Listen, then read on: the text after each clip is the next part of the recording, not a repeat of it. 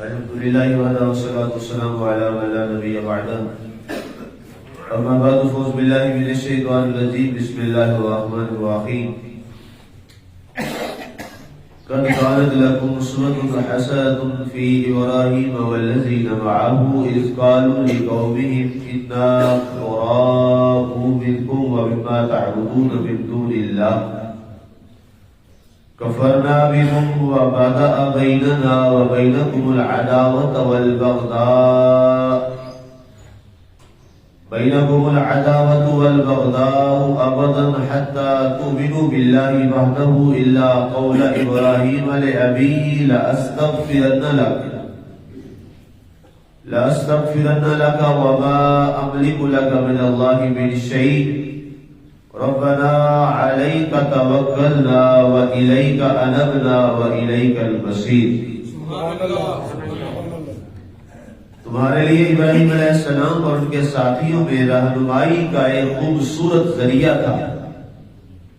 جب انہوں نے اپنی قوم سے کہا ہم تم سے اور اللہ کے سوا جنہیں تم پوجتے ہو ان سے بیزار ہیں, ہم تمہیں کافر گردانتے ہیں, ہمارے اور تمہارے درمیان ہمیشہ کے لیے عداوت اور بغض پیدا ہو گیا ہے, یہاں تک کہ تم ایک اللہ پر ایمان لے آؤ. البتہ ابراہیم علیہ السلام کا اپنے چچا سے یہ کہنا کہ میں تمہارے لیے طلب مغفرت کا مستثنا ہے اور میں اللہ کے مقابلہ میں تمہارے لیے کسی نفع کا مالک نہیں ہوں. اے ہمارے رب, تجھی پر ہم توکل کرتے ہیں اور تیری ہی طرف ہم رجوع کرتے ہیں اور ہمارا لوٹنا تیری ہی طرف ہوگا. آج یہ ہماری سورہ الممتحنہ کی آیت مبارکہ نمبر 4 کی تلاوت و ترجمہ کا شرف نصیب ہوا. سامنے آج کی آیت مبارکہ خاصی لمبی آیت مبارکہ ہے. اس آیت مبارکہ کے اندر اللہ تعالیٰ نے جو کل درس مبارک ہم نے سماعت کیا سنا آپ نے, اس میں کافروں کے ساتھ دوستی نہ کرنے کا حکم دیا گیا. گزشتہ جو ہمارا 2-3 دن سے یہ درس چل رہا ہے, اور یہود و نصارہ سے دلی موافقت اور دلی محبت کرنے سے منع کیا گیا. اور آج کی آیت مبارکہ میں اللہ تعالیٰ نے اس پورا جو ہمیں بتایا گیا اس پر اللہ تعالیٰ نے ایک مثال پیش کی. جیسے کوئی بندہ ایک موقف اپناتا ہے تو پھر اس موقف پہ دلائل دیتا ہے کہ جناب یہ دیکھیں یہ کام اس نے کیا, یہ کام اس نے بھی کیا. اب یہاں پر اللہ تعالیٰ نے حضرت ابراہیم علیہ السلام کی مثال پیش کی ہے. فرمایا جیسے میں تمہیں یہ کہہ رہا ہوں کہ کافروں کو اپنا دوست نہ بناؤ, ایسا کام اگر تم نے دیکھنا ہے تو میرے پیارے حبیب خلیل حضرت ابراہیم علیہ السلام کو ملاحظہ کرنا. حضرت ابراہیم علیہ السلام کا جو اسوہ ہے, آپ کا جو طریقہ ہے, وہ تمہیں بتائے گا کہ انہوں نے کافروں سے محبت نہیں کی. کیا فرمایا, قد کانت لکم اسوۃ حسنۃ فی ابراہیم والذین معہ. تحقیق اس بارے میں حضرت ابراہیم علیہ السلام اور ان کے جو ساتھی ہیں ان کا طریقہ تمہارے سامنے ہے. اذ قالوا لقومهم انا براء منکم ومما تعبدون من دون اللہ. جب حضرت ابراہیم علیہ السلام نے اپنی ہی قوم سے کہہ دیا کہ میرا تمہارے ساتھ کوئی تعلق نہیں ہے, اس لیے نہیں ہے کہ میں خدا وحدہ لا شریک کی عبادت کرتا ہوں, تم کئی اور بتوں کی عبادت کرتے ہو. ایک بڑا مشہور واقعہ جو پیچھے گزر بھی چکا ہے ہمارے درس مبارک میں کہ آپ نے ان کے پورے بتوں کا کیا حال کیا. ایک دفعہ جو قوم ساری ہے وہ کسی میلے پر گئی ہوئی تھی اور ان کا پورا جو بت خانہ ہے وہ پیچھے خالی تھا, تو آپ گئے اور آپ نے کلہاڑا لیا اور سارے بتوں کو آپ نے توڑ دیا, اور اس کے بعد جو کلہاڑا تھا وہ آپ نے بڑے بت کے گلے میں لٹکا دیا. تو وہ واپس آئے تو ان کا پورا جو بابر تھا, بت خانہ تھا, وہ سارا ٹوٹا پڑا تھا. وہ بڑے چیخے چلائے, دوڑے بھاگے کہ ہمارے معبودوں کے ساتھ یہ کس نے کر دیا, یہ ہمارے خداؤں کے ساتھ کس نے ظلم کر دیا. تو انہوں نے کہا کوئی اور تو یہاں ہمارے خداؤں کو برا نہیں کہتا, ایک ہی ہے ابراہیم جو ہمارے خداؤں کو برا کہتا ہے, یہ اسی کا کام ہے. آپ کے پاس آئے تو انہوں نے کہا جی ہاں بھی افعالتا ھذا بآلہتنا, اے ابراہیم کیا تو نے ہمارے معبودوں کے ساتھ یہ کیا ہے؟ آپ نے فرمایا ان کے بڑے سے پوچھو. آپ نے یہ نہیں فرمایا کہ میں نے نہیں کیا. اللہ کا نبی سچ بھی بول رہا ہے، ساتھ حکمت بھی ہے. آپ نے فرمایا کہ بڑے سے پوچھو جس کے گلے میں کلاڑا لٹکا ہوا ہے. تو انہوں نے کہا کہ یہ تو بول نہیں سکتا. آپ نے فرمایا افسوس ہے مجھے تم پر، جو تمہارا خدا بول بھی نہیں سکتا، بات بھی نہیں کر سکتا، بچا بھی نہیں سکتا، وہ پھر تمہارا خدا کیسے ہے؟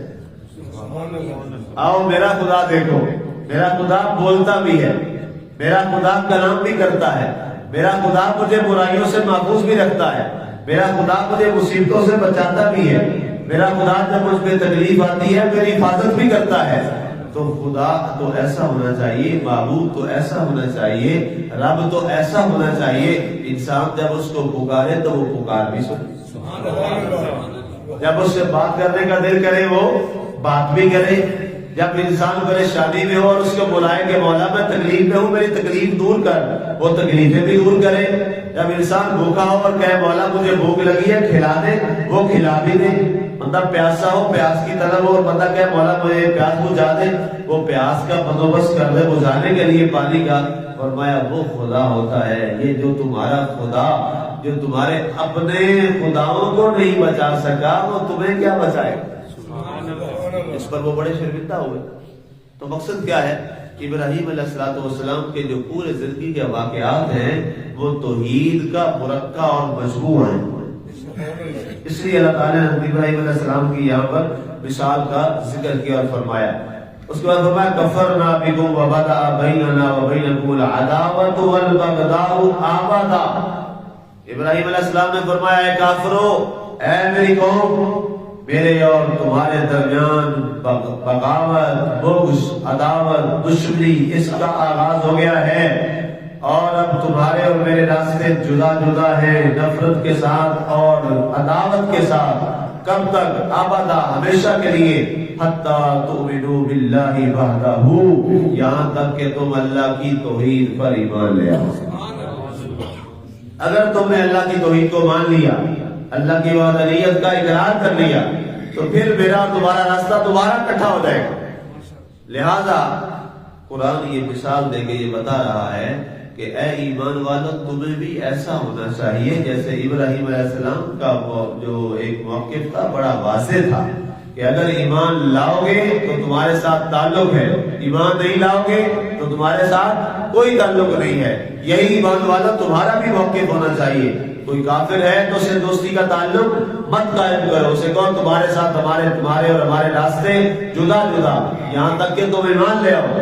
اگر وہ ایمان لے آتا ہے اور تمہارے ساتھ اچھا ہو جاتا ہے تو فرمایا پھر اس کے ساتھ دوستی کا تعلق قائم کر دو. اس لیے اپنا موقف واضح رکھو، بڑا کلیئر. اور کیسے؟ جیسے حضرت ابراہیم علیہ السلام نے ان کافروں کے ساتھ کیا تھا. اگر فرمایا الا قول ابراہیم لابیہ لاستغفرن لک، مگر حضرت ابراہیم علیہ السلام کا قول اپنے چچا آزر کے لیے. اچھا کئی لوگوں نے اور کئی تراجم میں یہ چھپا بھی ہے کہ جناب ابراہیم نے اپنے باپ آزر سے کہا. باپ سے مراد وہ والد لیتے. یاد رکھیے گا عربی زبان میں جو اب کا لفظ ہے یہ چچا کے لیے بھی استعمال ہوتا ہے، تائے کے لیے بھی استعمال ہوتا ہے، لیکن جو حقیقی باپ ہوتا ہے اس کے لیے قرآن میں جب بھی لفظ استعمال ہوا ہے تو کیا استعمال ہوا ہے؟ والد. تو یہاں لفظ والد نہیں ہے بلکہ کیا ہے؟ اب ہے. کیا لفظ ہے؟ اب ہے. عرب آج بھی جو اب ہے وہ ساروں کے لیے بولتے ہیں، میرا باپ، چچا، تایا. لیکن جو حقیقی باپ ہوتا ہے اس کو کیا بولتے ہیں؟ والد. اور ولد بیٹا اس کا، یہ لفظ استعمال ہوتا ہے. تو یہ جو چچا تھا نا حضرت ابراہیم علیہ السلام کا جس کا نام آزر تھا، یہ بدبخت بت گر تھا اور بت پرست تھا. جو آپ کے والد گرامی ہیں ان کا نام ہے حضرت تارخ رضی اللہ تعالی. الف تار رے خ تارخ. اور وہ صاحب ایمان تھے عرب میں، اور وہ توحید پرست تھے اور اللہ تعالیٰ کے محبوبین میں سے تھے.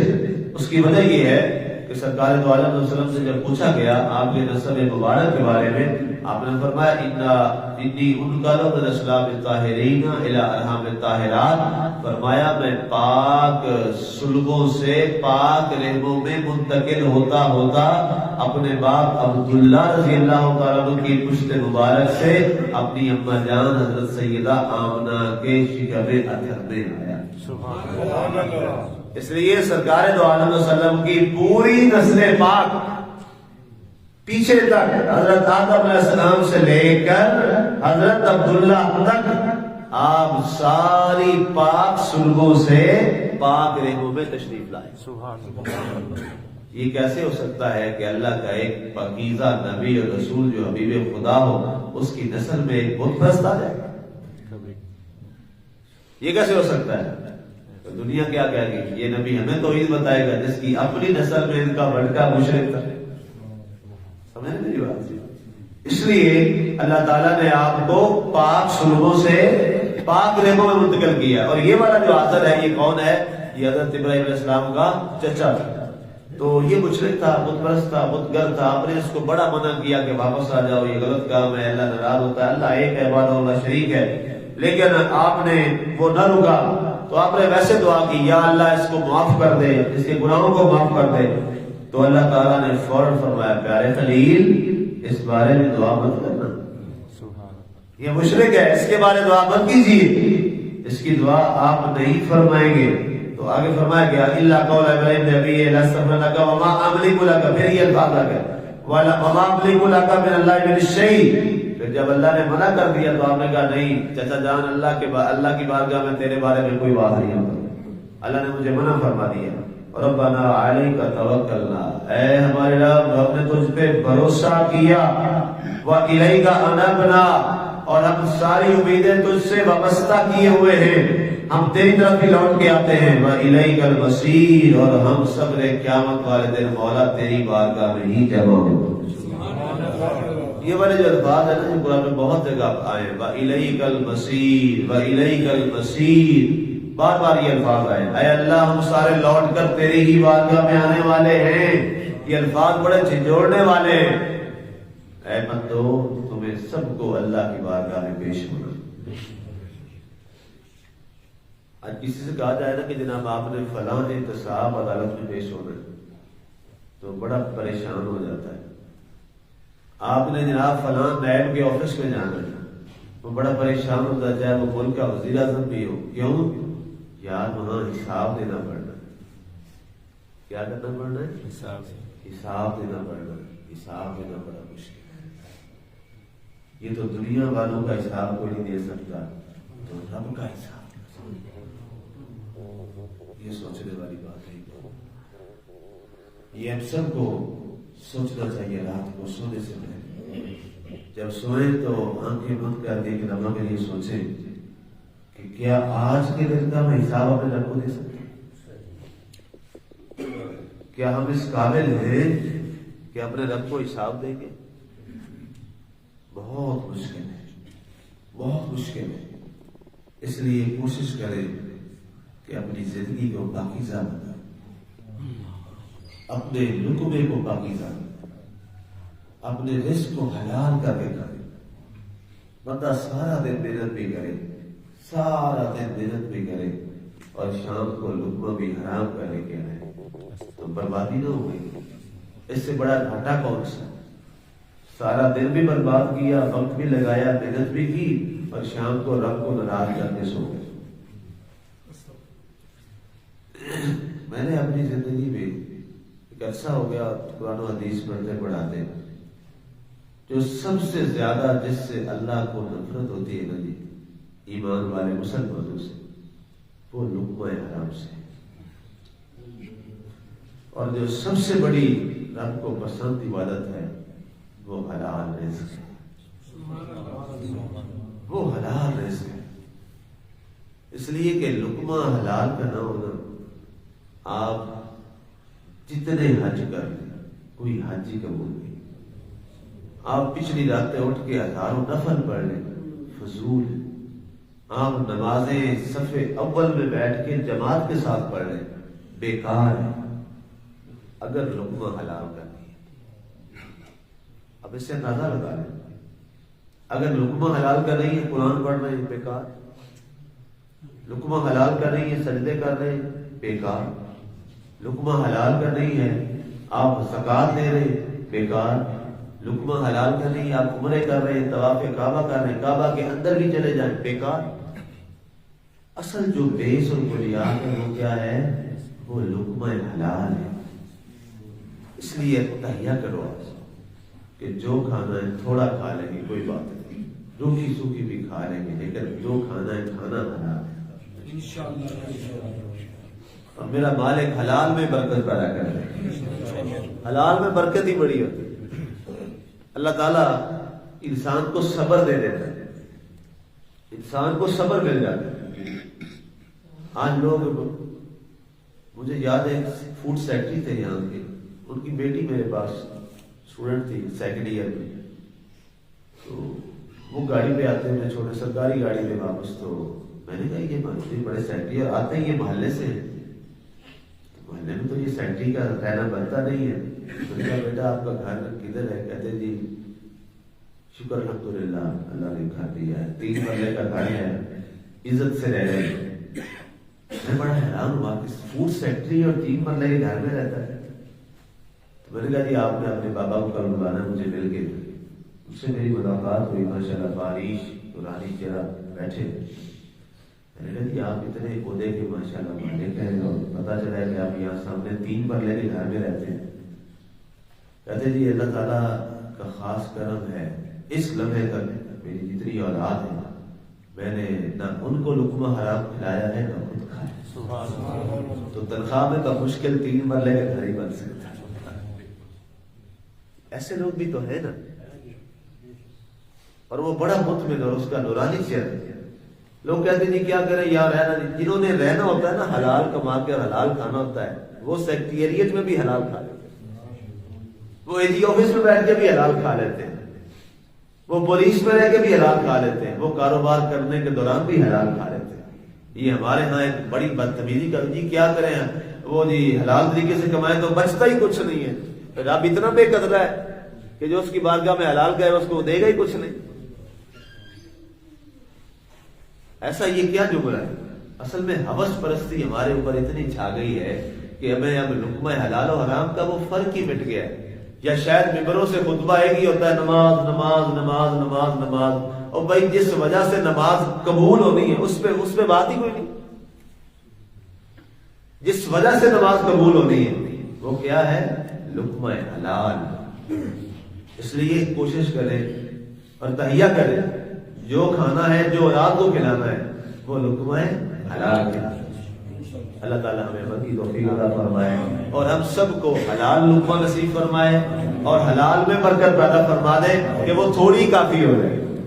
وما علینا الا البلاغ۔